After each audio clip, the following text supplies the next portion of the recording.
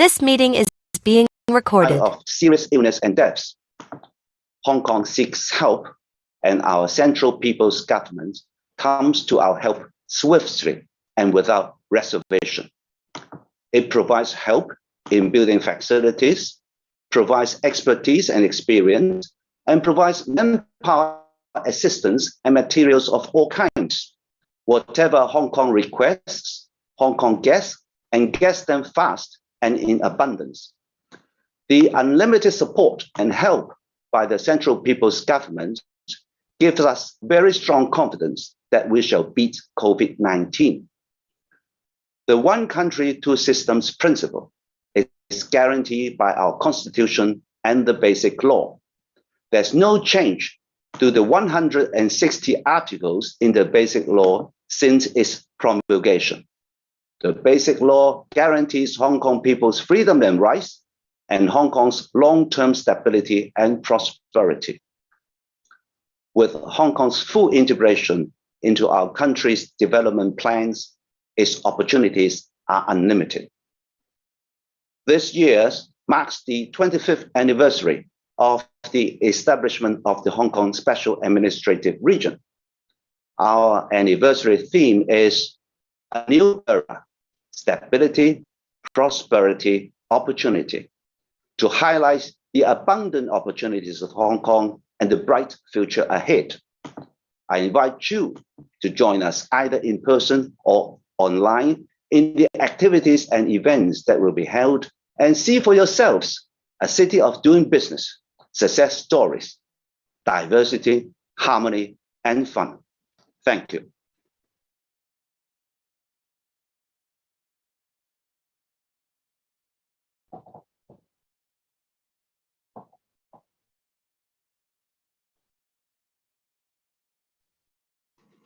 I hope you can hear me. Sorry. Thank you very much. Just a moment ago, the Chief Secretary updated us the situation in Hong Kong from the point of the SAR government. Thank you very much. Next, I would like to invite Mr. Holden Cho, as a panelist to share with us his views. Mr. Cho has been a member of the Legislative Council, or LegCo, since 2016. He is a solicitor at Korea, and apart from that, he is the vice chair of the Democratic Alliance for the Betterment and Progress of Hong Kong, the largest political party in Hong Kong Special Administrative Region. The Honorable Cho, please.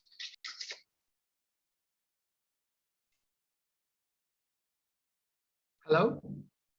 Can you hear me? Okay, yeah, okay, good. Thank you. Good morning. Thank you, Minister Zhang and Ambassador Chen. Thank you. Good morning, distinguished guests, ladies and gentlemen. I'm Holden Chow, member of Legislative Council of Hong Kong SAR. By way of background, I was born and raised in Hong Kong. I have been LegCo member since 2016. Having witnessed all the chaos done by the opposition camp, with my first-hand experience in chamber, I'm able to offer clear insights regarding Hong Kong's political and social circumstances. Filibustering by opposition camp and paralyzing LegCo functions had become more and more often during the days of my first term in LegCo. Things finally took its toll in 2019 when thugs stormed into LegCo building, vandalizing the entire chamber. Riots were everywhere in the city. Petrol bombs were being thrown into police stations. People were cruelly beaten by those rioters simply because they didn't share their political views. Innocent people were attacked and even killed by thugs. As I'm the vice chairman of DAB, the largest political party in Hong Kong SAR, with my strong patriotic background, plus I'm widely regarded as one of the most outspoken political figures to safeguard national security. The opposition camp, joined by the rioters, therefore spared no effort to harass myself and even my family. First, there was doxing. All our personal info, including ID numbers, address, and phone numbers, were maliciously exposed on the internet for the purpose of initiating further disturbance to my family's life, trying to scare me off from speaking for my motherland, China. Then my own office was vandalized 3 times in a year. As you will see in this photo, this appears to be a warning to myself that I should stop siding with Beijing, stop voicing out my opinion to defend our one country, two systems, or there would be dire consequences to me. Despite all these ridiculous threats against me and my family, I have still been a staunch patriot, and I insist on carrying on with my outspoken style against the wrongdoings. I shall never allow the thugs to cause secession of Hong Kong from China. Those were the days when many Hong Kong people felt aggrieved, and the anger against the opposition camp did culminate. Pausing here, if any of you here find the above chaos ridiculous and unbelievable, here is something more absurd. Some foreign politicians called all the above riots, chaos, and physical violence peaceful protests.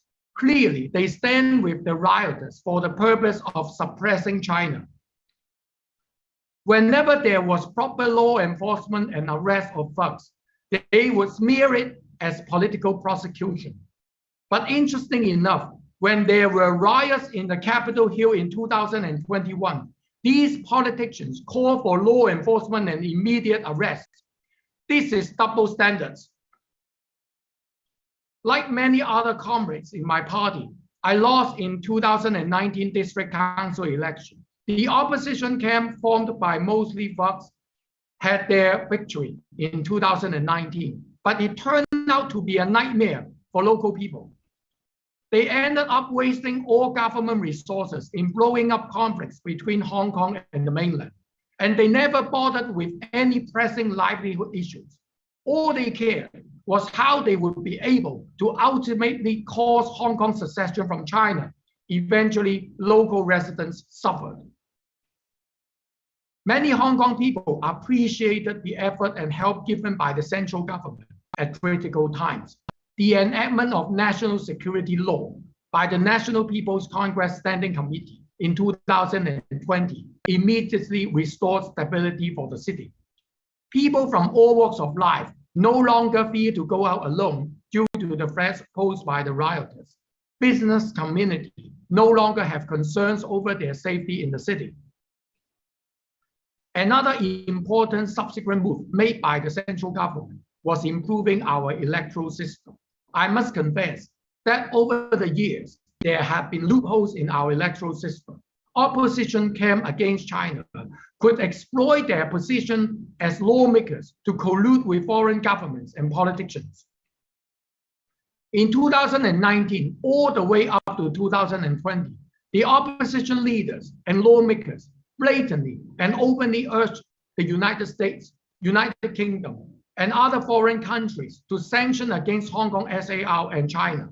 In their election campaign, opposition camp even pledged to paralyze government's function in order to threaten the central government to compromise its sovereignty over Hong Kong SAR. So enough is enough.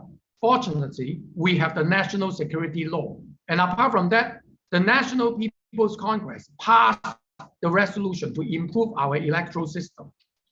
In a nutshell, here are the key takeaways of this electoral reform. The election committee was enlarged from 1,200 members to currently 1,500 members. It is comprised of members with wide range of background, from grassroots to professional leaders and business community, so that there will be more balanced participation across different sectors. Likewise, there was a change in the composition of our electoral. There are 3 sectors forming our electoral: election committee constituency, functional constituencies, and geographical constituencies. The new system further heralds the feature of broad representation and balanced participation, which is emphasized in our basic law. Members from different backgrounds certainly don't see eye to eye with each other on various livelihood issues. For instance, the perspective from frontline labor would be vastly different from business community. But Hong Kong has always been a city with diverse views. Such culture runs deep, and we very much cherish. Our new electoral system would enable us to resolve conflicts via dialogue, reaching consensus. Should there be any conflict between sectoral interests and overall interests of the city, the latter will prevail so that Hong Kong can move forward. More important, under our new electoral system, patriots administering Hong Kong is fully implemented. We no longer fear that lawmakers could exploit their positions again to collude with foreign governments. As such, our national security and stability is further safeguarded. In the LegCo election held on the 19th of December 2021, I won the election with over 93,000 votes, representing people living in the northwest part of the new territories in Hong Kong. Not long after the election, there was the outbreak of fifth wave of Omicron pandemic. As a lawmaker from the geographical constituency, I and my colleagues have been relentlessly offering direct help to local residents.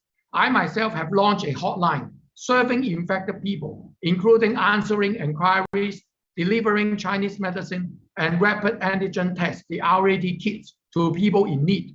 Lately, I have been working round the clock to serve our constituents, handling thousands of cases. There are always joint effort and partnership with my colleagues from the election committee and functional constituencies in the course of fighting the pandemic. The good thing is we have members from election committee who are doctors and medical professionals. We also have members representing grassroots who know the difficulties faced by vulnerable frontline cleaners. So we join hands to effectively reflect our constructive opinion to the government in the course of fighting the pandemic. In short, I trust our new electoral system works well. Take the latest pandemic as an example. Due to the outbreak of the fifth wave, the central government has pledged to offer support to Hong Kong on all fronts, from building quarantine camps, offering Chinese medicine, providing face shield testing facilities, expertise, plus manpower. These have been delivered to Hong Kong swiftly. Imagine if lawmakers against China had occupied seats in the chamber, all support from the mainland would have been blocked. Worse still, that could cause our pandemic situation to deteriorate. Only because of our new electoral system being in place, we are now able to avoid the aforesaid malicious acts. Hong Kong people do understand that some foreign forces have never given up their effort to suppress China by interfering with our domestic affairs. The absurd BNO scheme is a leading example of such. By blatantly further extending the scheme to people who were born after 1997, the British government further trampled international laws and are in breach of the Sino-British Joint Declaration. I am of the view that the entire BNO scheme is mercenary, it's a scam, drawing Hong Kong people's capital to save Britain from economic downturn. I would urge the British government to stop the notorious scheme forthwith. Besides, let me set the record straight. Some foreign governments and politicians have been smearing our national security law and our new electoral system to discredit Hong Kong SAR and China. Meddling with Hong Kong affairs and all falsehood to discredit China are unscrupulous moves to advance their own political interests at the expense of ours. Finally, there are a lot of truth about Hong Kong which are never shown on international media outlets. I would give my heartfelt thanks to the PRC mission in Geneva for offering me a chance here to show you the truth about Hong Kong and Hong Kong people's great confidence on our city's future, backed by mainland China. With the full support from the central government, we trust that Hong Kong SAR will continue to thrive under one country, two systems. Thank you. Thank you, Honorable Cho. Now I would like to invite the Honorable Ms. Josie Chen Wing Yan to share with us her observations. Ms. Chen is a newly elected member of the Legislative Council. Congratulations. And she's also a member of the Hong Kong Federation of Trade Unions. But more importantly, she is a very popular social media influencer in Hong Kong, a very active public affairs commentator. Ms. Chen, please. Thank you again for your excellency. Speaking of the effectiveness of Hong Kong national security law, first of all, I would like to show you the following instruments I had with me when I took to the streets to gather views and support from residents back in 2019. Here, this is a knife-resistant vest to prevent us from being stabbed by radical rioters. And here, this is a fire blanket, just in case we got burned alive during the election campaign. These were the typical black cloud violent acts and threats we're unfairly subjected to as patriotic candidates running for the district council election back in 2019. And we've put up with this for almost 25 years. In 1997, China, our motherland, resumed the exercise of sovereignty over Hong Kong. In the following 24 years, every time we had elections, appallingly, destabilizing forces exploited the loopholes and deficiency in Hong Kong's electoral system to push for their secessionist agenda.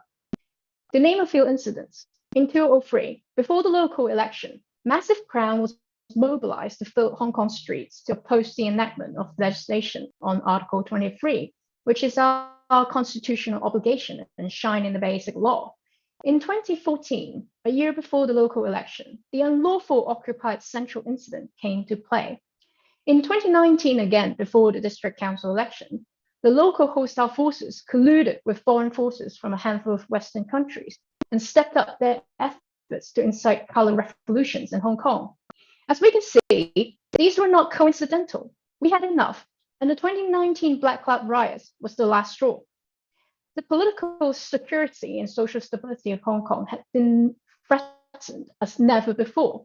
After the implementation of the national security law and the improvement of the Hong Kong electoral system thereafter, 2 elections took place, the election committee subsector elections and the legislative council elections, both in which I had the honor to take part, so I can share with you an important personal insight. I no longer find these knife-resistant vests and this fire blanket necessary. The successful and peaceful elections of last year marked the transition of Hong Kong from chaos to stability and prosperity. Therefore, the combination of national security law and the improvement of the electoral system fully reflects the firm determination of our motherland to maintain one country, 2 systems, and to foster the democratic development in Hong Kong. I noticed that several Western countries can't help interfering with our internal affairs, making accusations against our national security law and defaming about our electoral system. And it's just double standards in play. All these Western countries have their own national security laws. And looking around the world, administration by patriots is a common political ethic and a widely recognized practice. Yet some Western countries released reports on Hong Kong and held the so-called Summit for Democracy in an attempt to disrupt the electoral order during the election and to discredit the election results. A few days ago, Hong Kong's last British governor, Chris Patten, wrote in an online article alleging that Hong Kong people's rights and freedom have eroded. To set the record straight, let's look at the history of Hong Kong. Hong Kong of China had been occupied by the British since 1841. During the 150-odd years of British colonialism, all governors were directly appointed by the British Prime Minister or the British Queen. The British had 150 years of time to give us democracy, to allow Hong Kong people to choose the city's leader. But there were neither elections nor democracy at all. Chris Patten himself was at first democratically rejected by the people of Bath in British parliamentary election when he had been the MP for Bath since 1979. Only after losing his seat, Chris Patten was appointed the last governor of Hong Kong. Chris Patten was therefore not endorsed in any democratic process by the British people, let alone the Hong Kong people. Only after the Chinese central government resumed the exercise of its sovereignty, Hong Kong ushered in a new period, a new age for democracy. The Chinese Constitution and the Basic Law established a system of democracy in Hong Kong and confer the right to appoint the Hong Kong people to choose our own chief executive. At first, our chief executive was elected by 400 permanent Hong Kong residents. Over time, the number of members of the election committee increased to 800 and to 1,200. Now that with the improvement of the Hong Kong electoral system, the size of the election committee is the biggest ever and has grown from 1,200 to 1,500 members. I myself, a young female, is most honored to be one of the election committee members, showing equality in age and gender, and hence balance in participation. I understand that some Western politicians may be tempted to intervene with China's internal affairs with the aim of containing China's economic development, or perhaps to divert their people's attention away from domestic policy phase, such as those relating to fighting COVID. Nonetheless, they should not disregard the fact that in the UK have different electoral systems of electoral college. In the past, securing the majority of the popular votes. In the UK, people cannot directly vote for their prime minister. In general, the party with the most MPs forms the government, and the leader of that party becomes prime minister. We respect the electoral system of the UK and the US despite differences, and we respect the principle of non-interference as the basic norms governing international relations. And so I urge the West to do the same out of mutual respect. In essence, contrasting the electoral systems of the US and UK with that of Hong Kong is actually comparing apple with pear, because Hong Kong is a special administrative region of China, with executive, legislative, and judicial powers devolved from the Chinese central government. It is in fact more appropriate to compare Hong Kong's electoral system with, say, the New York City's. Western media outlets were quick to pick up on the turnout rate of 30.2% for the Legislative Council election held last year, and they splash it all over their headlines, seeing the turnout rate as an Achilles heel-like target in their latest offensive against Hong Kong's revamped electoral system. But in stark contrast, in November last year, New York recorded a lower turnout rate of 24% in its local elections. While Western media hyped up the turnout rate of Hong Kong's electoral election, calling it a fake election, they took no issue with the much lower turnout rate of the New York City's. The Western media's obsession with attacking Hong Kong's electoral election and playing up the so-called legitimacy question have backfired. As a political key opinion leader and influencer online, as well as a newly elected Legislative Council, I vow to continue to expose the hypocrisy and double standards of the rest, whenever I get the chance for the better and brighter future of Hong Kong. Thank you very much. Thank you, Honorable Chen. Perhaps I forgot to mention that Geoffrey is also the youngest member, if I'm not wrong, of the Legislative Council. Thank you again. The next panelist on my list is Mr. Gary Wong Chu-hin. As I said, he's a board member of the Chinese Association of Hong Kong and Macau Studies. But apart from that, he's also a board member of the United Nations Association of China, and also a district People's Political Consultative Conference member of Chaoyang District of Beijing. He is a public affairs and marketing professionals, and he sits on the board of various public bodies and committees in Hong Kong, including the Commission on Children, Equal Opportunities Commission, the David French Fund Committee of Home Affairs Bureau. Mr. Wong, please. Minister Jiang, Ambassador Chan, ladies and gentlemen, the 7th Hong Kong Legislative Council election held on 19th December is almost 3 months behind us now. But as a candidate given the opportunity to stand for the election under the improved electoral system, I still carry enormous pride and gratitude every day. Just to be clear, it is not my first election, nor is it my first defeat. I spent my political career fighting for what I believe in: social mobility, equal opportunities, the rule of law, and good governance. That is why I ran for the 2016 Legislative Council election for the very first time, even though I didn't succeed at a young age. Then a large-scale electoral reform initiated by the National People's Congress of my country came along in 2021. The reform poured in fresh hope and started to restore people's faith in Hong Kong's political system that used to be very broken. The reform reignited my desire to serve the public. So I overcome my inner struggle to run again for LegCo with maximum level of passion. My campaign that spanned 6 weeks from November to December 2021 was an intense yet wonderful journey. I commuted to many districts of Hong Kong and exchanged ideas with representatives from 40 different sectors. I put together a manifesto that contains 100 of policy recommendations and delivered my platform in over 100 meetings. Smear campaigns run by the so-called Democrats, who were indeed hooligans, radicals, and extremists, no longer dominated our political scene. Moderation and political ethics were finally brought back to Hong Kong politics. Ladies and gentlemen, with this amount of passion and effort in the campaign, you can certainly imagine how disheartened and upset I feel when my fellow candidates at the election field, when we read the biased joint statement issued by the Foreign Ministry of Australia, Canada, New Zealand, and the United Kingdom and the United States Secretary of State.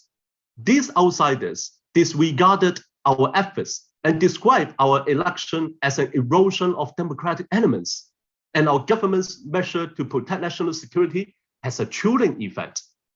These claims are nowhere near the truth.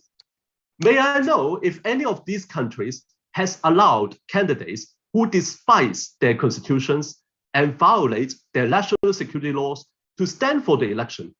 If yes, please let us know their names. The real side of our election is that post-reform, the Legislative Council election in 2021 is the first in Hong Kong history to experiment whole process people's democracy.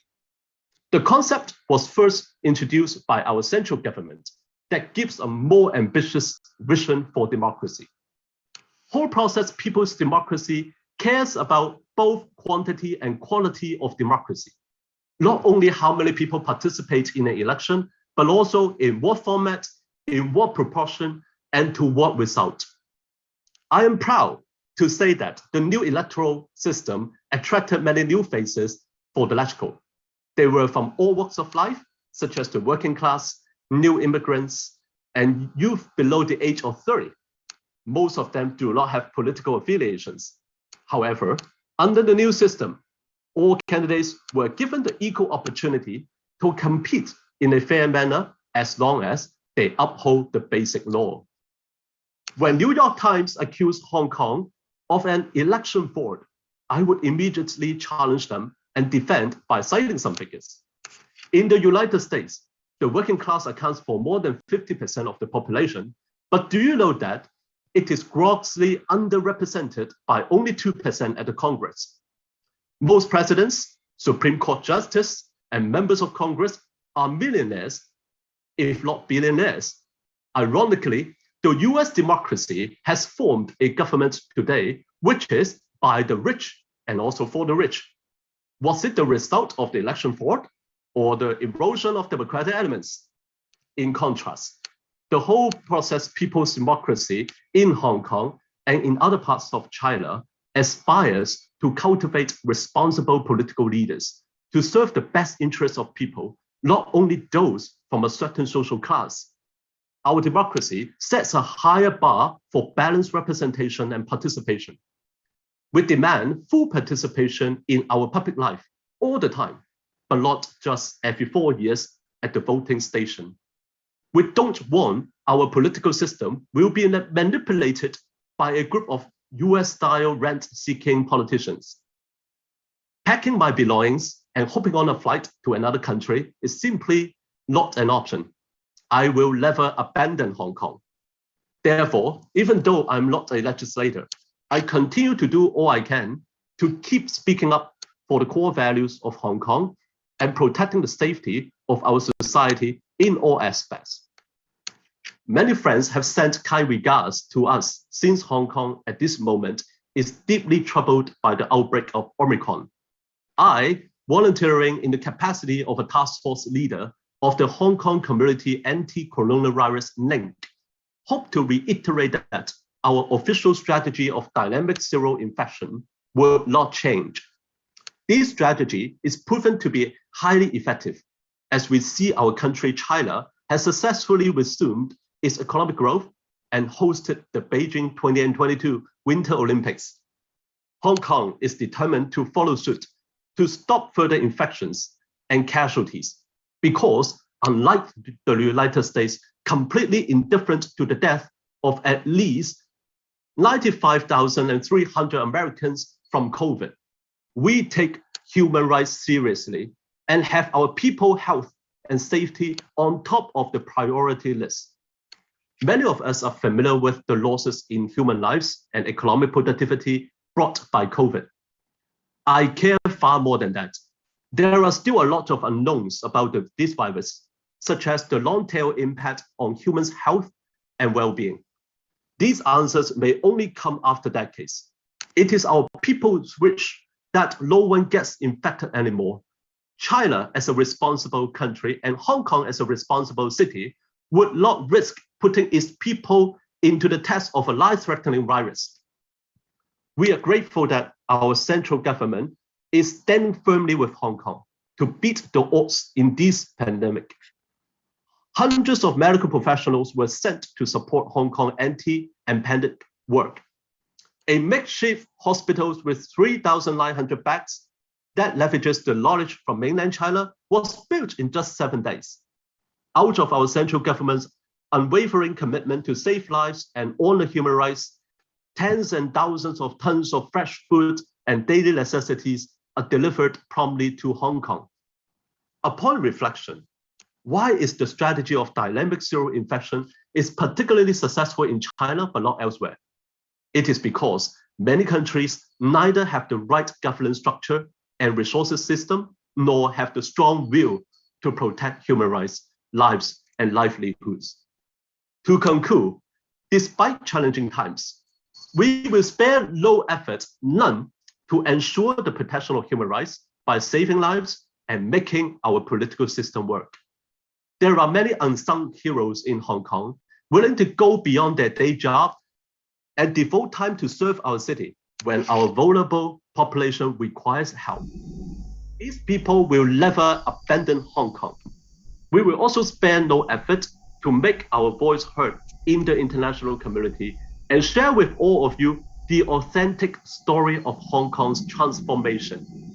In response to the topic of today's side event, we are absolutely confident Hong Kong will be prosperous again and more prosperous for our people, our country, and the wider world. Thank you very much. Thank you, Gary. Thank you very much for your very eloquent and passionate observations.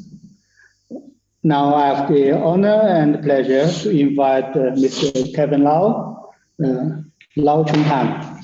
As I said, he is a council member of the Hong Kong Federation of Professions, and he is also the founding director of Trinity Medical Imaging Center, if I'm right. Yes, Mr. Lau, please. President Zhang, Ambassador Chen, ladies and gentlemen, I'm Kevin Lau, father of 4 children with a loving wife and a citizen of Hong Kong. I'm also a trained doctor who aspires to fulfill, to the best of my abilities and judgment, the mission of saving lives. Born and raised in Hong Kong, I care deeply about my home. And today I'd like to speak truthfully about the human rights situation in Hong Kong, especially during the COVID-19 pandemic, and how our motherland has helped us to reduce infections, reduce morbidity, and to save lives.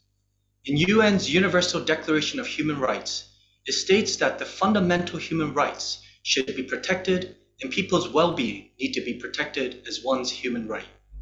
In Article 25, it reads, everyone has the right to a standard of living adequate for the health and well-being of himself and of his family, including medical care. As a doctor, I'm convinced that the health and safety of any local citizen is the most important human right, especially in today's Hong Kong. It is a basic human right to have access to healthcare, to be treated when ill, and at the end of one's life, to die with dignity. All these have been greatly impacted and has affected all Hong Kong people in this current wave of the pandemic.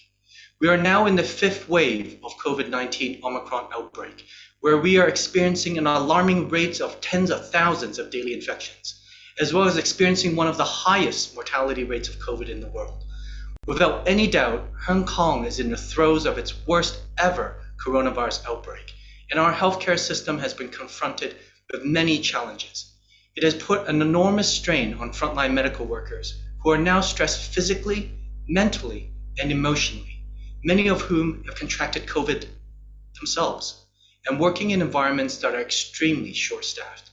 Ladies and gentlemen, this is how serious the situation is in Hong Kong right now. We are living in a difficult time, but it is not the time for despair.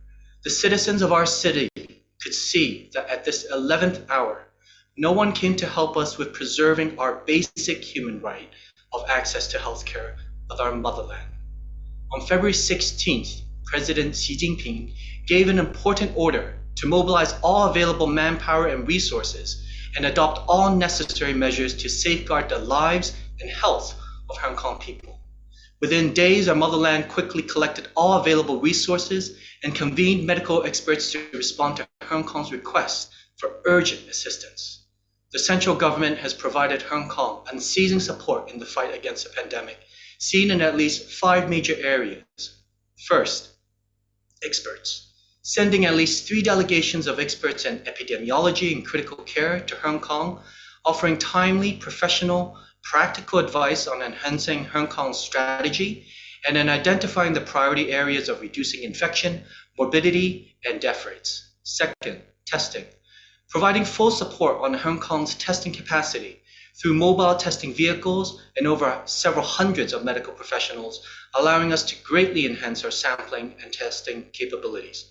Third, isolation and treatment, assisting in building emergency hospitals and 9 community isolation and treatment facilities to cater for around 30,000 patients. With more isolation facilities in place, more patients can be put in isolation and quarantined earlier, allowing us to flatten the curve and minimize the spread of the virus. Fourth, medical supplies.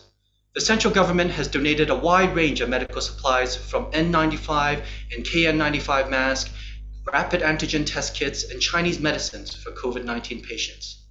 Fifth, the supply of food and necessities, ensuring a stable supply of food and necessities through cross-border cargo transport with centralized cargo transfer points. Resuming rail cargo transport, as well as expanding our water transport, has allowed the basic needs of Hong Kong people to be met at this difficult time. Our motherland has yielded staunch, broad support to the Hong Kong SAR government in the fight against the pandemic. Albeit their own task of pandemic control, various mainland provinces have volunteered to support Hong Kong, including our neighboring Guangdong. The total supplies to Hong Kong have summed up to over renminbi 900 million yuan. That is around $150 million US. Such is an extraordinary, selfless act of support. Doctors and nurses from our motherland were willing to leave behind their own families and their own children to risk their lives to come to Hong Kong at this time to serve the people of Hong Kong. This has enabled us to increase our abilities to quarantine, to test, to treat, and to coordinate better efforts against this virus. This has strengthened Hong Kong's people's confidence in our fight against the pandemic. The unwavering national support embodies sacrificial efforts of professionals, represents the care and concern of people in helping one another in the nation, and epitomizes a country's strength in its call for unity. This comes in stark contrast to the attacks on us by Media Freedom Coalition during the rise of the 5th wave that we're going through. As we're going through our toughest time, the Media Freedom Coalition launched an attack on Hong Kong, criticizing a lack of freedom of speech. These accusations came at a time when our death rates were soaring, and it could not have been a more insensitive and heartless time. During this pandemic, from my humble observations, our freedom of speech has been maintained, and there has been a plethora of opinions, ideas, suggestions, and constructive criticisms given by different experts, politicians, leaders, and citizens of Hong Kong. And there's definitely been no shortage of opinions on how we should be fighting this pandemic wave. In Hong Kong, the most urgent task we have at hand is to curb the COVID-19 spread and to safeguard the public's health.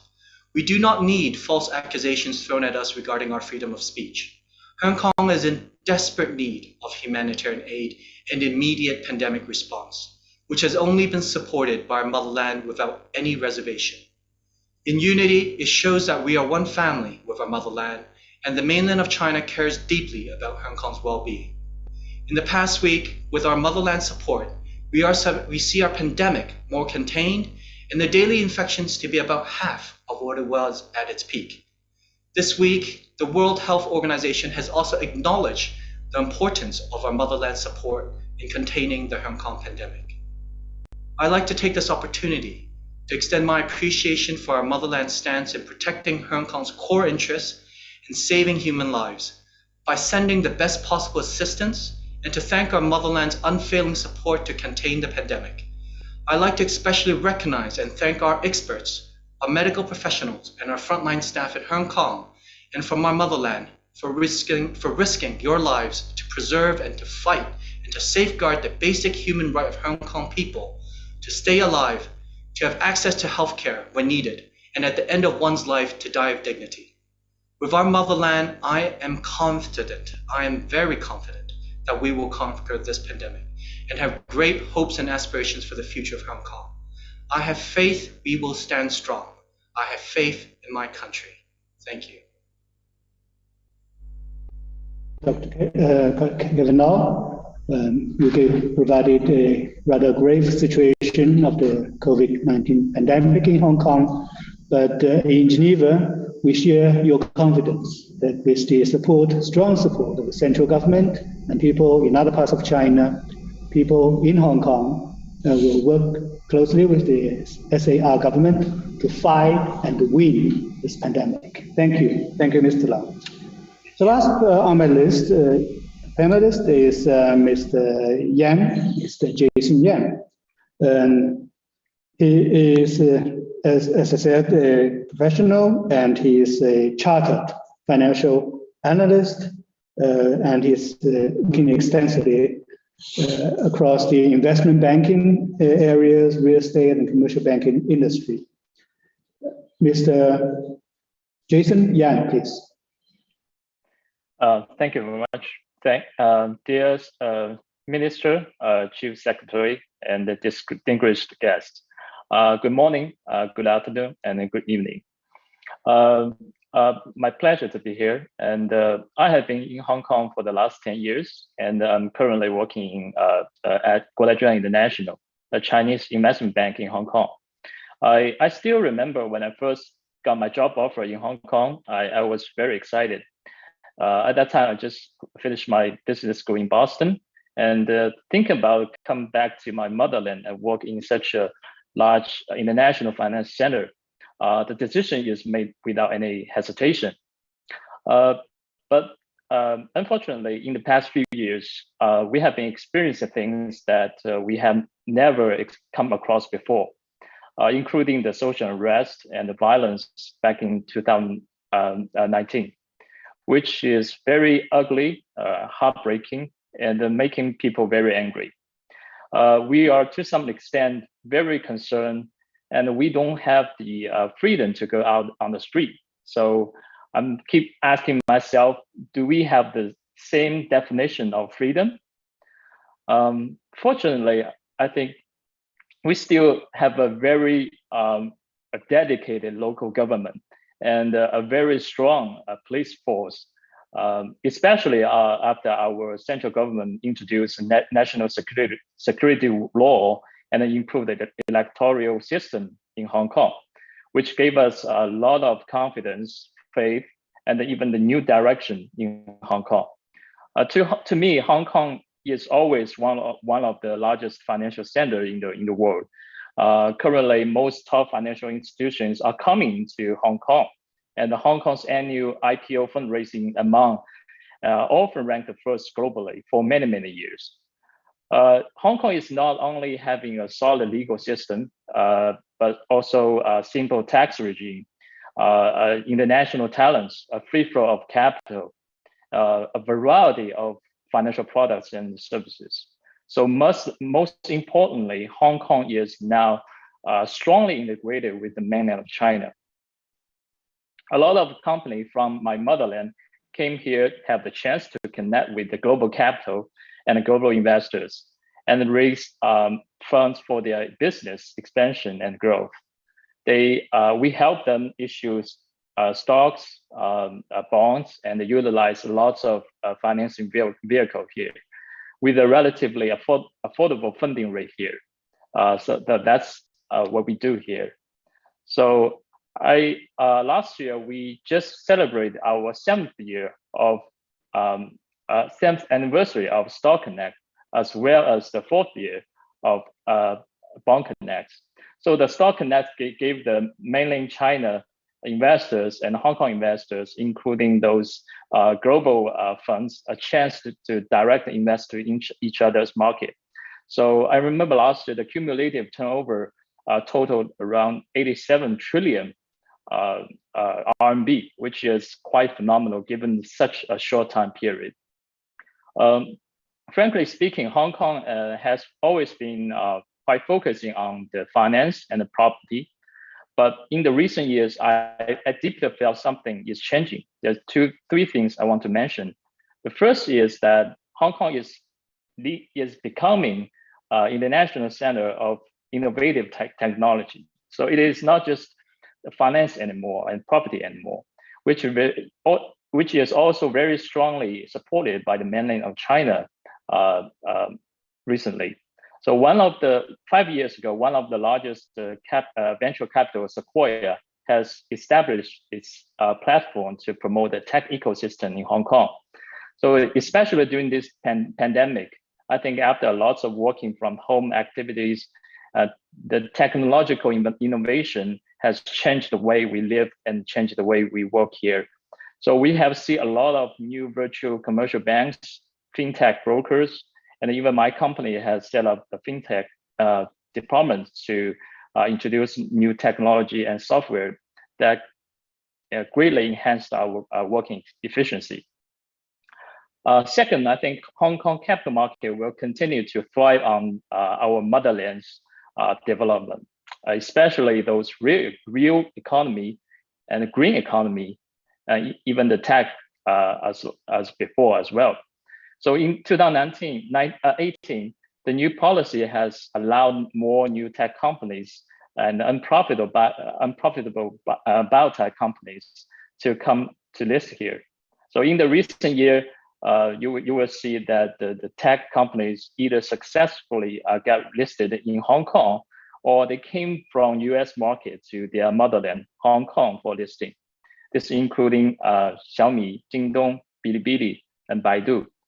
So lots of companies here. So last year, the average trading volume in Hong Kong stock market had increased 29%, which means that it has been well received by the investors and the finance community here.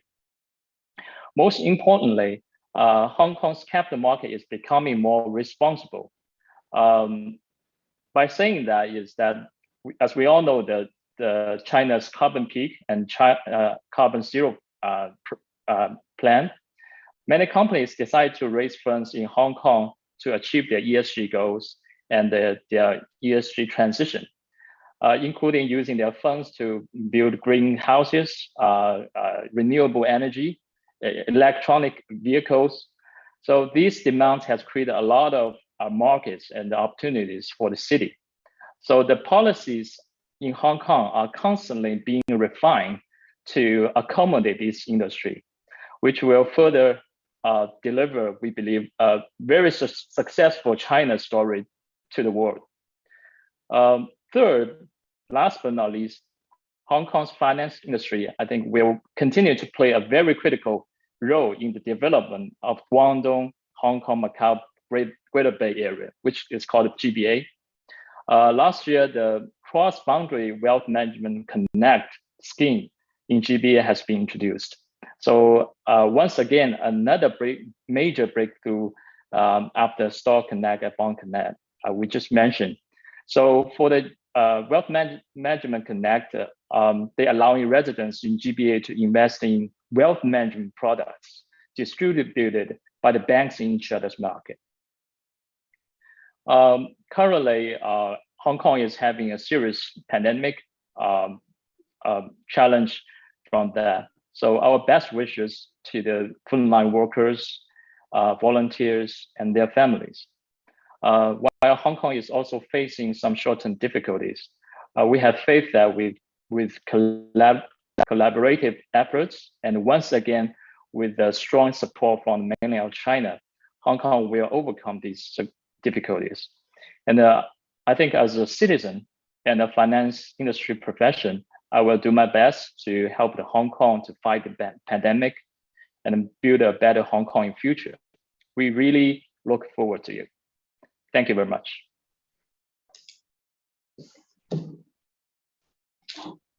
Thank you, Jason. Just now, we had the opportunity to hear from Chief Secretary Mr. Lee and other 5 panelists, their observations and their insights on the situation in Hong Kong as they are. And now I would like to open the floor to any comments and questions from the audience. If you have any, if you want to speak, please raise your hand.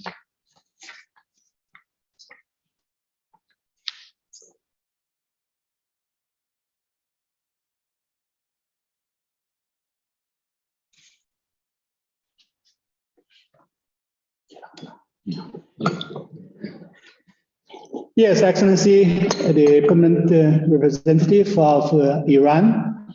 Floor is yours, Excellency. Thank you. You have my voice? Great. Good morning, colleagues. We thank China for organizing this side event and for all the useful information provided by distinguished panelists. Our principal position regarding Hong Kong is that, of course, Hong Kong is part of territory of China under the famous Chinese one country, two systems policy. We believe that respect for sovereignty, independence, and territorial integrity of states and non-interference in internal affairs of sovereign states are the basic norms governing international relations. All issues related to Hong Kong should be dealt with by China and Hong Kong Special Administrative Region in accordance with relevant laws and regulations. And then we reject all sorts of meddling in internal affairs of sovereign states, all sovereign states, including China. One thing which is a matter of concern, and it should be really alarming for the international community, is the level of instrumentalization of international organizations for political gains. The persistent weaponization of Human Rights Council by some Western countries is putting the credibility and genuine functioning of the Council at risk and need to be stopped. And I think this is a very good occasion for all of us during the 49th session of the Human Rights Council to urge all responsible actors in the Human Rights Council to take care of this important issue and to do whatever they can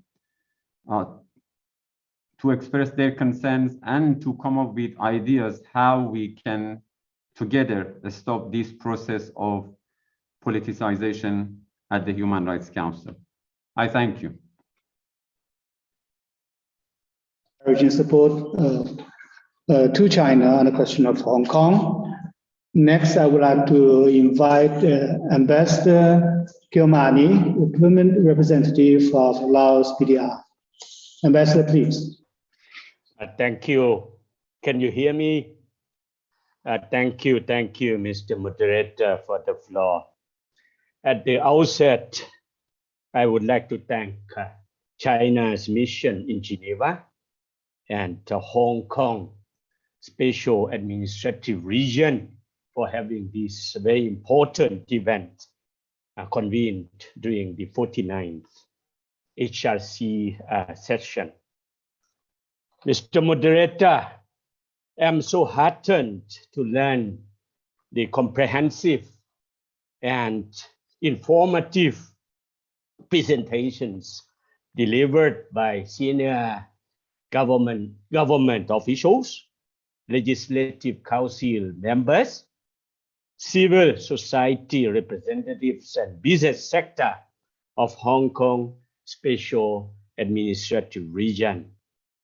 These have proved the truthful and factual evidences of the latest socio-economic developments, decent work, and people's prosperity and well-being happening on the ground after the enforcement of the national security law and the improvement of the electoral system in Hong Kong Special Administrative Region.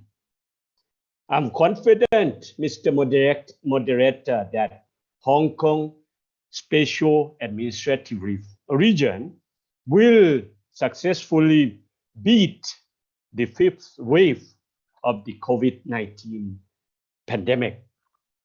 Taking this opportunity, the Lao PDR would like to express our heartfelt congratulations to Hong Kong Special Administrative Region as well as China for their impressive achievements in nations building and security, especially the restoration and safeguard of national stability and security in Hong Kong.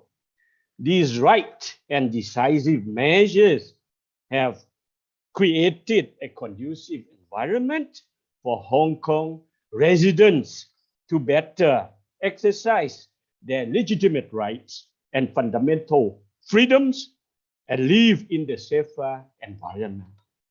In this connection, Mr. Moderator, I would like to reiterate the Lao PDR's government's consistent policy in supporting China's one country, one system in the Hong Kong Special Administrative Region. We are of the view that Hong Kong is an indivisible part of China, and Hong Kong affairs are China's internal affairs. Therefore, the principles of respecting national sovereignty and non-interference in internal affairs of states enshrined in the United Nations Charter should be upheld. I thank you, Mr. Moderator. Thank you. Thank you, Excellency. We truly appreciate and we are grateful for the consistent support of Lao PDR on One China, Two System policy in Hong Kong SAR for security and stability in Hong Kong, and also particularly for your confidence to the SAR government to fight the current COVID-19 pandemic. Thank you again.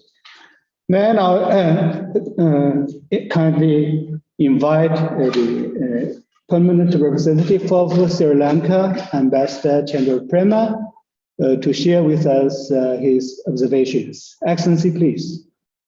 Yeah, thank you very much, Mr. Moderator.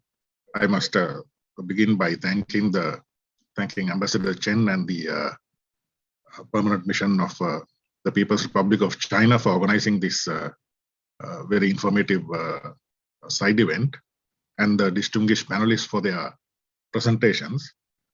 I think first and foremost, we should reject the interference in the internal affairs of sovereign states and above all, the practice of spreading misinformation with the intention of fomenting problems in other countries. Now, we must not be so naive as to believe that all this is being motivated by any desire for promoting democracy or any such lofty motive. Now, we know through experience that it's not a case of holding elections or whatever. If an election is held, certain parties want the election to bring into power the kind of people that they like. And if they don't like the kind of the result of the election, then again there is a problem. So this is not an attempt to promote democracy or any such thing. It is simply an attempt, on the one hand, to have governments of your liking in various foreign countries. And I think in the case of China, this attempt at fomenting problems in various parts of China is also aimed at stopping the meteoric rise of the People's Republic of China in the world. I mean, both as an economic power and now as a technology leader, and also to stymie China's role on the international stage, the role that they should be playing on the international stage as a world power. So all these motives can be seen in this attempt to spread misinformation. Now, one thing that we know is that many of these media organizations located in certain countries, which spread a lot of misinformation, not only about China, but about all our countries, are in fact not trusted by their own people in the countries of origin. Now, we know that we saw that very clearly in 2016 in various parts of the world, that these bodies are not, these media outlets are not trusted by their own people, in their own countries of origin. And as a result of that, we saw in those countries the rise of alternate media outlets through the internet, through websites, through various video channels, and so on. And but when it comes to international affairs, I still think that due to the lack of alternate mainline media outlets, international media outlets, some of this misinformation might still be believed by those people in those countries of origin. So that is what makes events like this very important, to keep pushing back on this, to keep informing the public about the realities in Hong Kong, and of course stressing the point that every country will have to solve its problems on its own. I mean, we have never had an instance anywhere in the world where outside interference has improved the lot of any country. And in this case, we know very, very clearly that this is not aimed at improving the lot of the people of China, but stopping the rise of China, and also fomenting internal problems. I mean, they wish to stop the rise of China. I mean, it's as simple as that. So I once again would like to thank the Permanent Mission of China for organizing this informative side event, and that this pushback should continue in the future as well. I thank you. Thank you, Ambassador. Thank you for your very insightful observations, and we are proud to having this close relations with Sri Lanka, and our support is always mutual. Next, I would like to invite the representative and treasurer of Eritrea. Please, Excellency. Adam, please. Thank you, Minister. And I would like also to join my previous colleagues in thanking the permanent mission of China for creating this very informative and insightful side events. As my previous speakers have already indicated, I would also like to wish a swift recovery for those who have already been ill with the pandemic.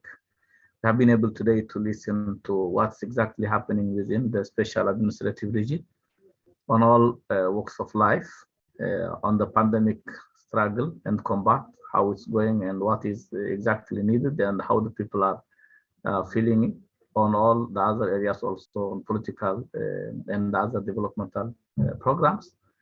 This is really something very much appreciated because we here in Geneva, the diplomatic community in Geneva have been always receiving information from outside. And as the ambassador of Sri Lanka just mentioned, we are living in a globalized world where information is being used as a weapon. And the misinformation is now the trend of how people would like to misinform others. This is the thing that we all have to know. And now when we hear from the people from within the country, and Eritrea always believes that changes come from within and solutions come from within, not from outside. I'm very much encouraged by what I heard.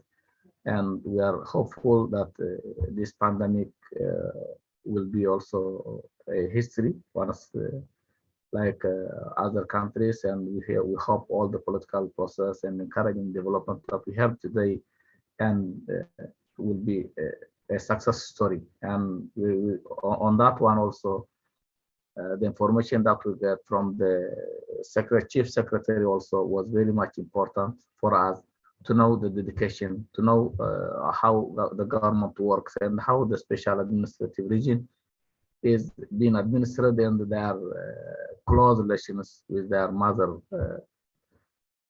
land, China. And also we have seen this is where people should know, where help should come. We have now seen during the pandemic, it's only China that's helping the special administrative region. But we have heard many of them talking about the participation of this special administrative region within the WHO. So this is something that we need to know, and we need to know from the people within the country. Thank you so much for having arranged this side event for us. It's very important that we have heard from the people themselves. We will continue to support each other on national issues which are genuine and to help efforts which are aiming at real solutions from within the countries. I thank you so much, Brother Minister. Thank you very much for your intervention. Your observations on misinformation provides a lot of food for thought, and we truly appreciate your support to China on the question of Hong Kong. Now, I would kindly invite my colleague from Cameroon, Councillor Posey, please. Good morning, His Excellency, Mr. Chenzo, Ambassador and Permanent Representative of the Mission of the People Republic of China in Geneva, Excellencies, Ambassadors, ladies and gentlemen.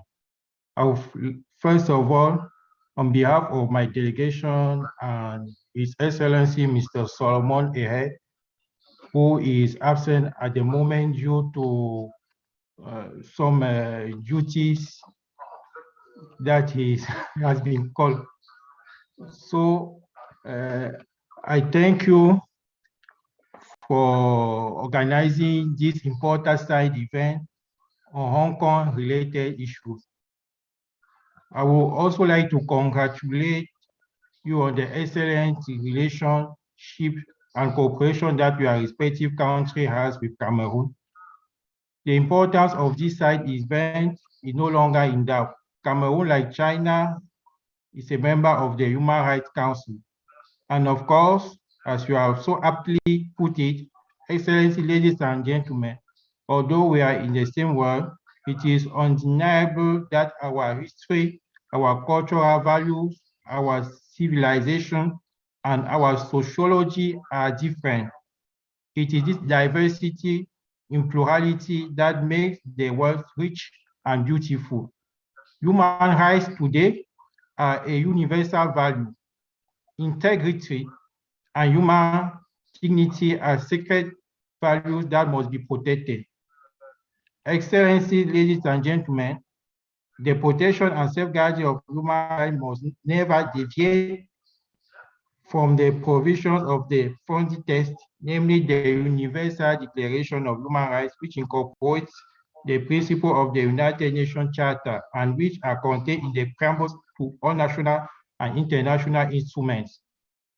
Finally, my delegation reaffirms the commitment of the government of the Republic of Cameroon to support the principle of one China. I renew my gratitude for the People's Republic of China for inviting Cameroon, which is going to strengthen and give more credit to the work of the Office of the High Commissioner for Human Rights and the Human Rights Council. I thank you. Thank you for your very insightful observations. And we can assure you that China is also ready to work very closely during the session of the Human Rights Council and share our views on human rights in general. Thank you very much. Now, may I kindly invite my colleague from Syria, Paula Youssef, please, the floor is yours. Good morning, Excellencies and colleagues, and thank you for giving me the floor. And many thanks for the panelists for sharing their experiences and for update us in particular with regard to the impacts of the efforts taken by the government of China in the course of fighting the COVID-19 pandemic. Allow me on behalf of the mission of Syria here in Geneva to reiterate Syria's strong commitment to the principles of respect, sovereignty, territorial integrity, non-interference in internal affairs of other states. We believe that every country has the right to safeguard its national security through measures and legislations based on national particularities, needs, priorities to ensure stability, development, and prosperity to its own people. Syria strongly supports China's implementation of one country, two systems in the Hong Kong Special Administrative Region. We fully recognize the role of the law on national security in the Hong Kong SAR in ensuring stability and prosperity and enabling the Hong Kong citizens to lead better life and enjoy their legitimate rights and freedoms. I'd like to renew my country's strong position that Hong Kong affairs is purely China's internal affair. All attempts to externally interfere in this issue by certain countries are fully rejected. We trust that no one cares more about human rights in Hong Kong than the government of China. Thank you very much. Thank you very much, Paula. And we are very grateful and proud of your very strong and consistent support to China on the question of human rights on Hong Kong and on other issues in the Human Rights Council. And we also want to assure you that we'll also try our very best to support Syria and on issues of our mutual interest.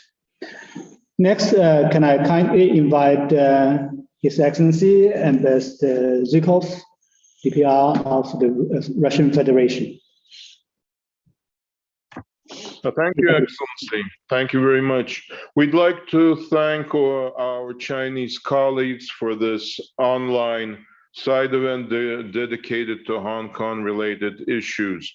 We have always been impressed by the scale and results of the work of Hong Kong, one of the largest business and financial centers in the region and indeed the world. Preserving the historical and cultural identity of the city, the Chinese leadership has been able to introduce a balanced and effective economic policy, primarily by stimulating business initiative and encouraging investment. Now, having heard the statements of our esteemed panelists, I would also like to stress the significant efforts made in the sphere of social development of Hong Kong, increasing the level of social protection of the population and its democratic participation in the political system, especially in the past 2 years.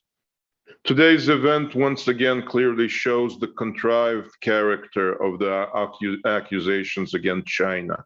We have repeatedly stressed in various international fora that the situation in Hong Kong is exclusively an internal Chinese matter, and have consistently called on international partners to refrain from any external interference.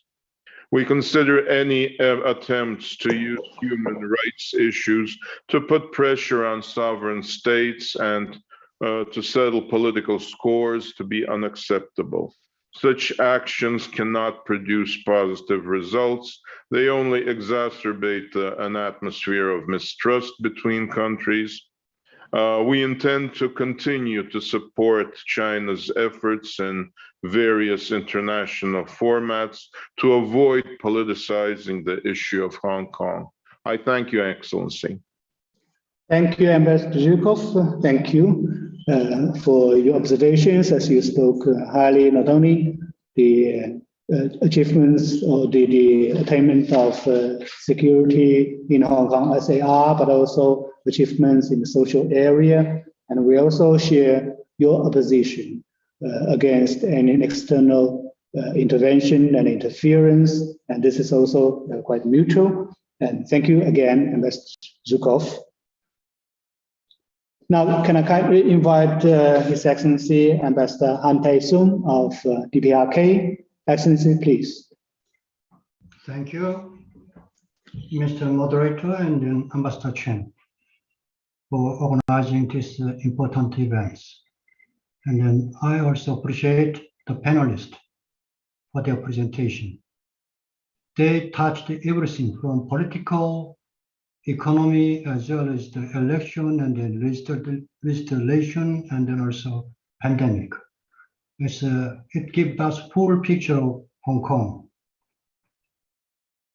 I think all present this event knows very well about the Hong Kong issue, but today's issue updated our knowledge about Hong Kong. So in that regard, I appreciate once again for organizing and then presentation of the panelists. What I found today is that the more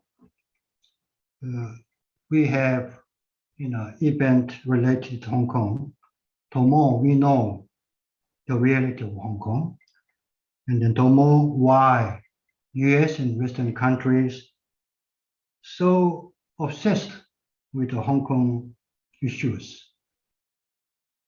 It is quite clear that the US and the Western countries have been trying to politicize Hong Kong issue for their despicable political purposes.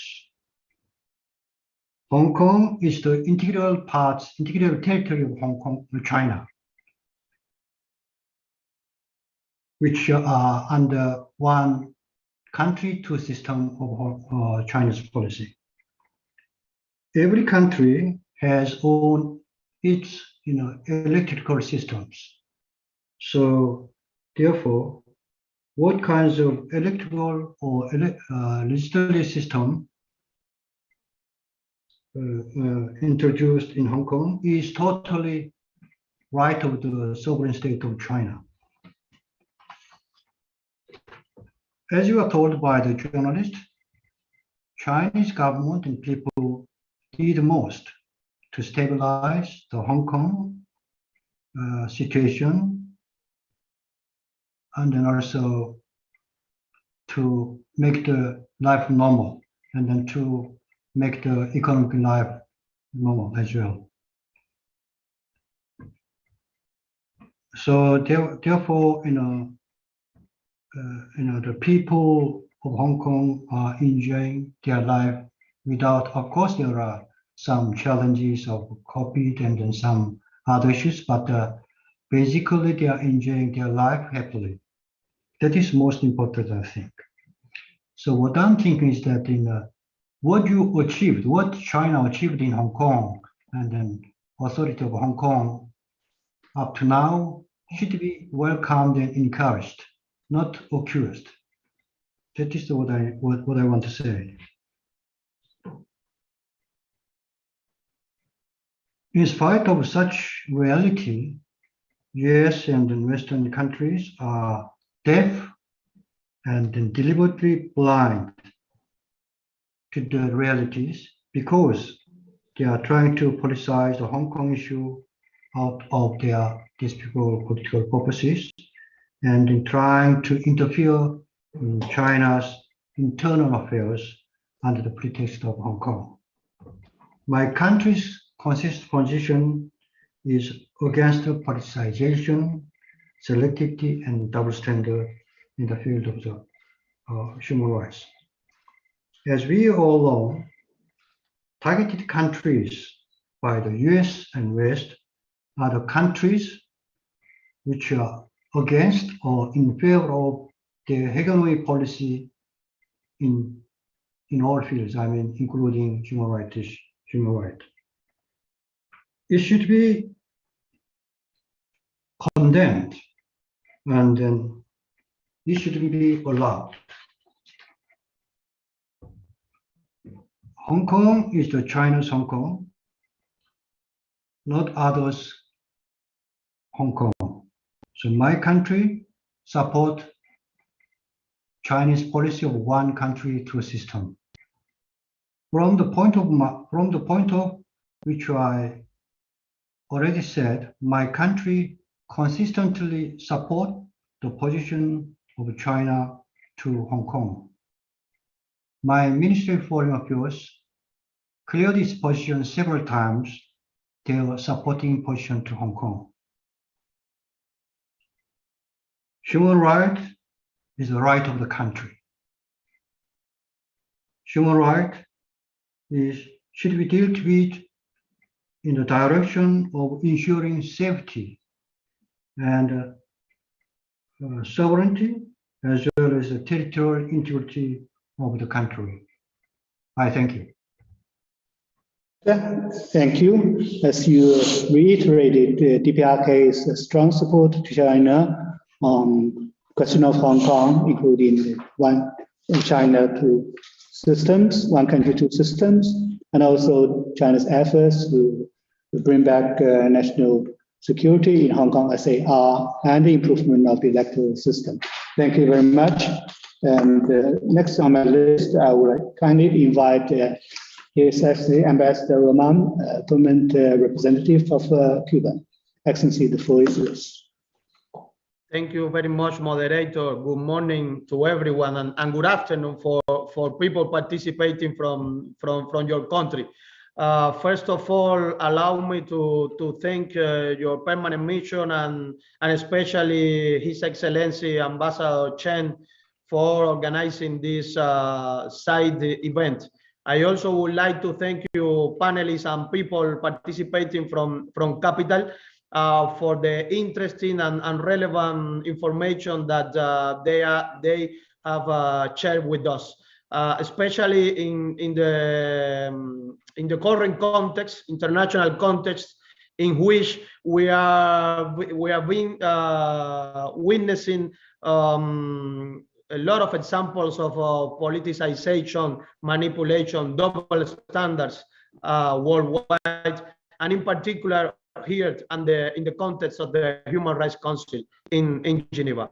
I just ask for the floor for reiterating that Cuba supports all actions from the government of China in order to preserve and to promote the principle of one China. And that's why we have been always promoting and backing you the respect of sovereignty, independence, and territorial integrity of states, and of course, the principle of non-interference in internal affairs of sovereign states. We have been always supporting you in this regard, supporting each other at the level of international fora, in UN in New York, here in Geneva, and of course we will continue doing so. Count on us, and as usual, it's a privilege and a pleasure participating in these pertinent and timely side events. Very timely because we are in the middle of one session of the Human Rights Council, and it's very important to share this kind of information in front of attempts to politicize things here in Geneva. Thank you very much, Your Excellency. Thank you very much, Excellency, for your presence and for your very important observations. And indeed, as you said, Cuba's support to China on the question of Hong Kong has always been consistent and indeed very strong. And this support, in fact, in multilateral affairs between China and Cuba is a two-way support, and we will continue to do our very best on questions of your concern. Now, I would like to kindly invite my colleague, Minister from South Sudan. Dear colleague, the floor is yours, Mr. Waja. Thank you, Moderator. On behalf of my delegation, our delegation of South Sudan, I would like to thank and appreciate China for having this important event. We in South Sudan, we support China's implementation of one country, two systems in Hong Kong, a special administrative region. And we do believe that every country has the right to the safeguard it is a national security through the legislation.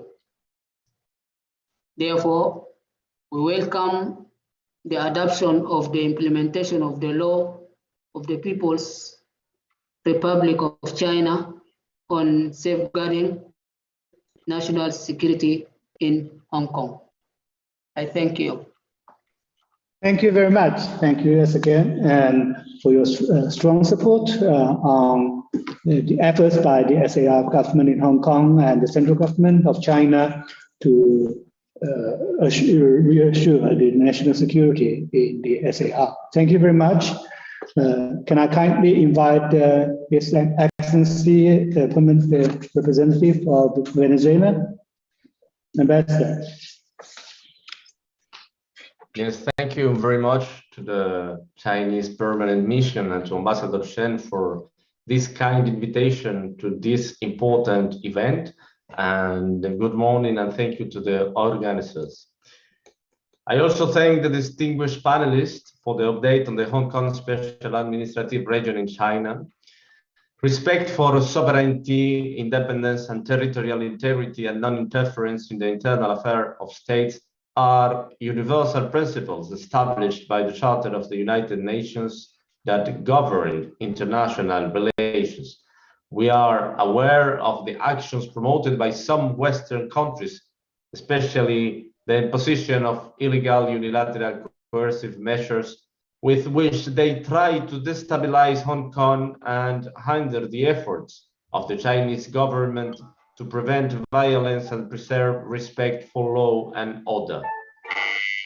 China counts on the support of its partners and allies to successfully confront any form of threat to the country.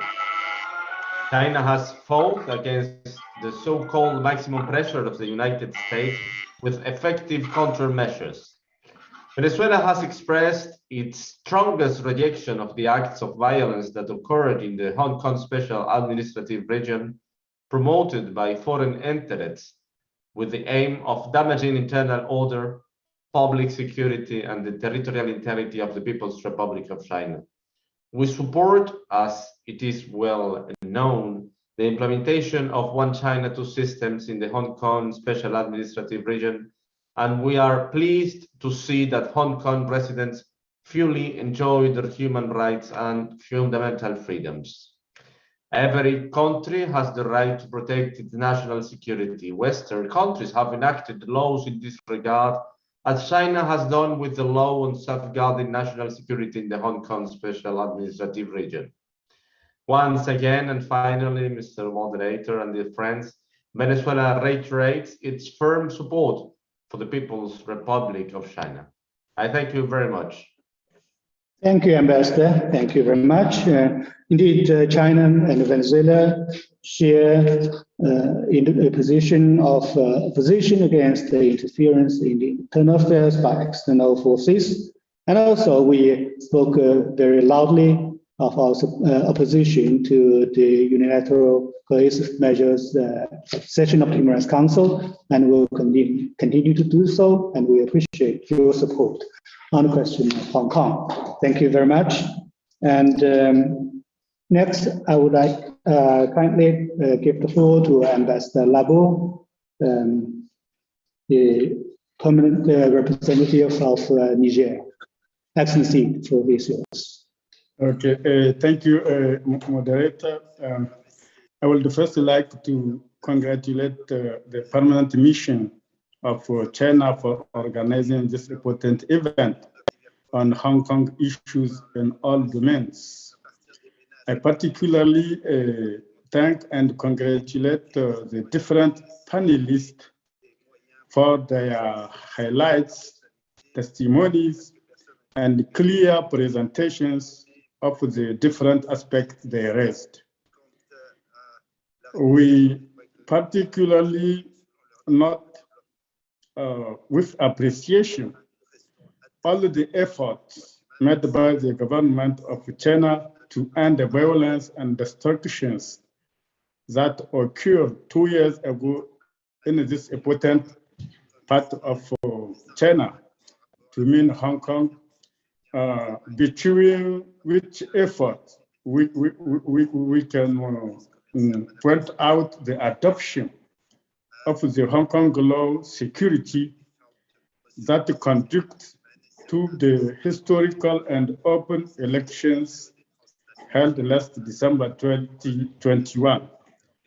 We think that these achievements are in line with peace and stability conditions creation, all the things that are important for the promotion and the full enjoyment of human rights for all the population of Hong Kong.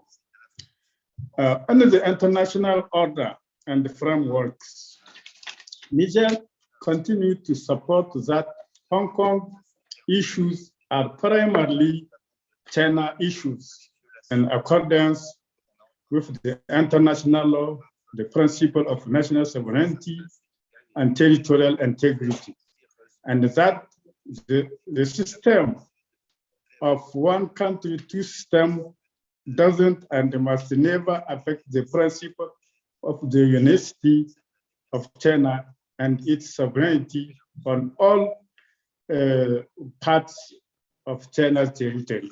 I thank you, Excellency.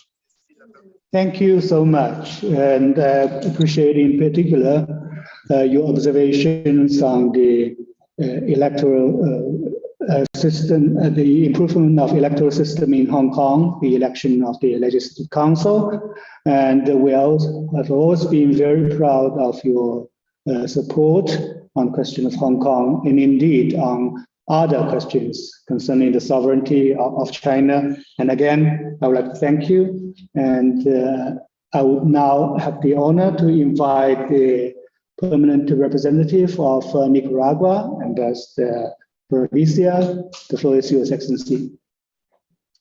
Many thanks. Good morning, colleague. Well, Nicaragua thanks the China's mission for the invitation to this event, and also thanks at the presentation of the panelists. They are of benefit to our knowledge. We recognize the effort of the China in promotion of human rights in Hong Kong. At the same time, we reject how the Human Rights Council manipulates the reality of the people of Hong Kong. We appreciate China's work and look forward to strengthening our ties of friendship and strength for the depoliticization of the Human Rights Council. Many thanks, colleagues. Thank you, Excellency. Thank you very much. Now, can I give the floor to my colleague from Myanmar, DPR AA team, please. Thank you. Thank you, Mr. Moderator. Thank you, Excellency Ambassador Chen, for organizing this side event. I would like to thank the panelists for the very comprehensive briefing on the developments of Hong Kong. I would like to congratulate the successful convening of the electoral election in last year in Hong Kong. By taking this opportunity, we would like to express and reiterate our firm support to one country, two system policy of China.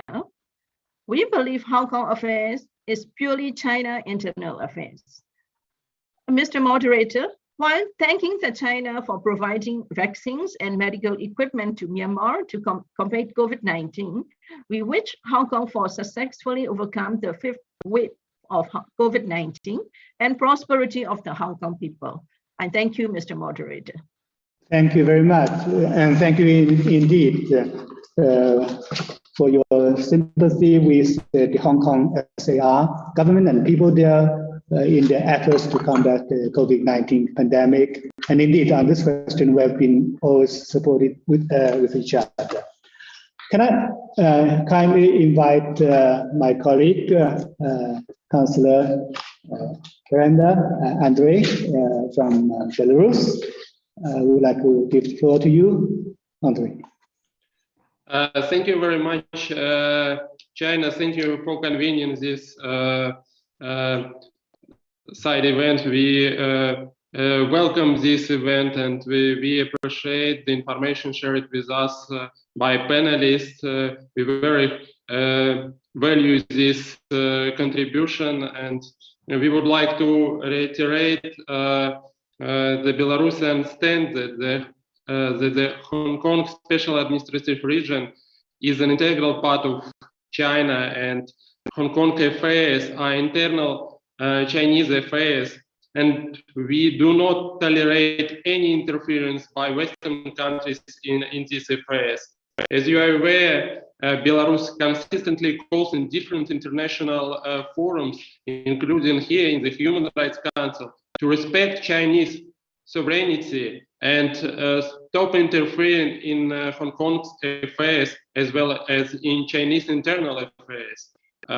We support and many times already expressed this implementation of one country, two system in the Hong Kong Special Administrative Region, and we are pleased to see that Hong Kong residents fully enjoy various human rights and freedoms. We also see that the legitimate rights and freedoms of Hong Kong's residents are better exercised in a safer environment, and we would like to wish all success in this endeavor. I thank you very much. Thank you, Andrei, for your very consistent and very strong support on the question of Hong Kong. And this is the last on my list of speakers.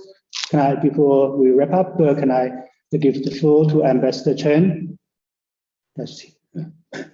Thank you, Mr. Jiang. Thank you for all the participants for this very timely event. I'm very much encouraged by the solidarity and the support reflected in this webinar. And I highly appreciate the contributions, the dedications shared by the panelists from Hong Kong. And I'm very much encouraged by the momentum of this event.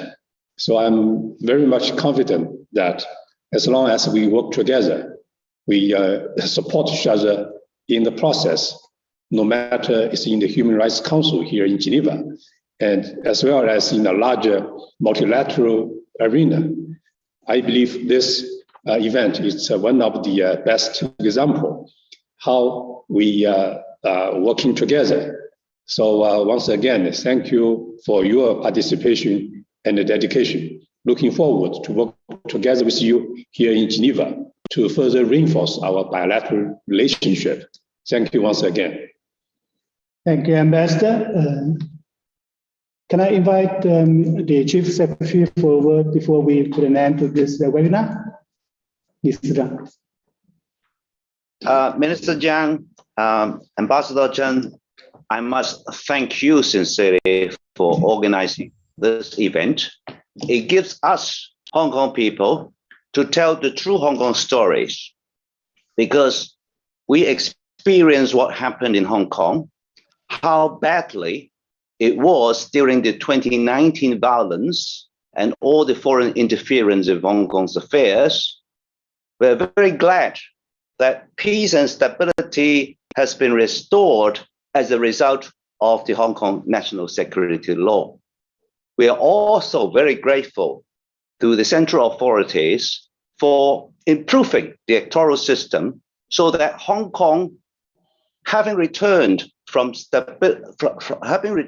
chaos to stability, now we are on the way to rebuilding, to construction, and to further prosperity.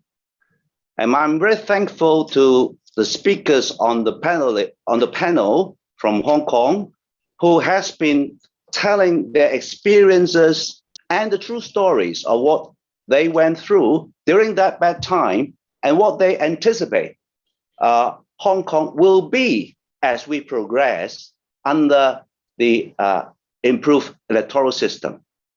And I must thank sincerely the Central People's Government for giving us all the helps that we need as we fight this fifth wave of COVID-19.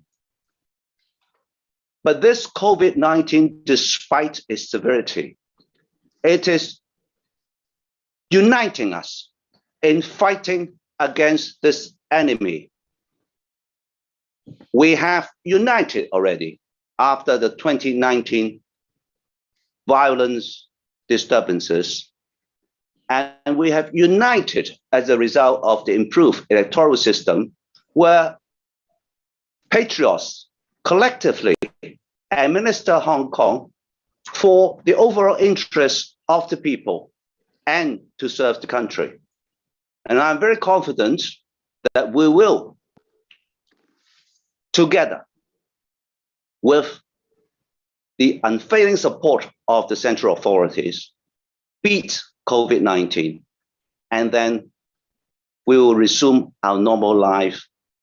And with the opportunities open to us under the 14th five-year plan, the Great Bay Areas, all these will give us unlimited opportunities. And I'm sure that the future of Hong Kong will be brighter. We have strong confidence that Hong Kong will be a place that will attract people to come, that we will find this a place enjoyable to do business and live. And they will also find this place where they will see the different cultures coming together for everybody's good.